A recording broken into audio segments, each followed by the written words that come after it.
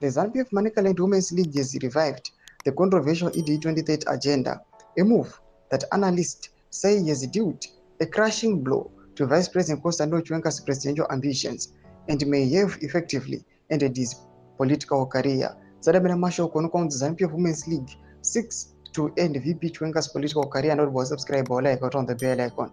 Tipinda panapa mu the ED 2030 campaign, which seeks to amend the constitution to extend President Emmerson Mnangagwa's rule until 2030, has become the ruling party's most contentious issue.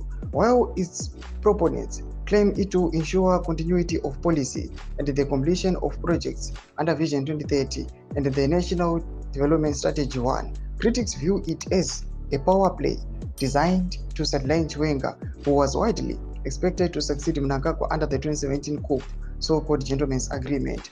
At the time of Robert Mugabe's ouster, it was understood that Mnangagwa would serve a single term before handing over power to the then ally Chiwenga.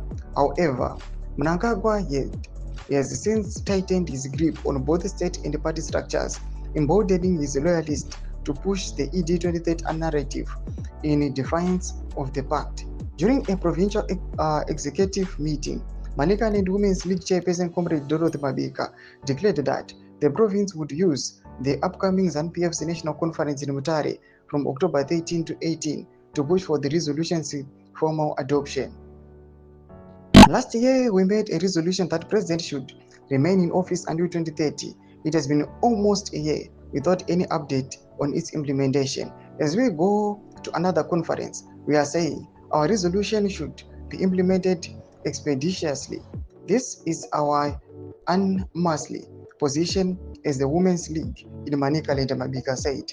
The Women's League endorsement carries heavy political weight. Historically, the wing has played a decisive role in party succession battles, from championing Joyce Mujuru before he pegged to later backing Mnangagwa during the internal wars that led to Mugabe's downfall.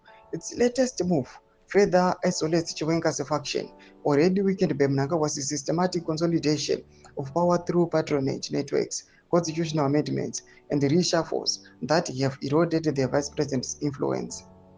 Political observers argue that while the Women's League couches its support for ED 2030 in terms of policy continuity and developmental stability, the real issue is ZANU-PF's unresolved succession struggle.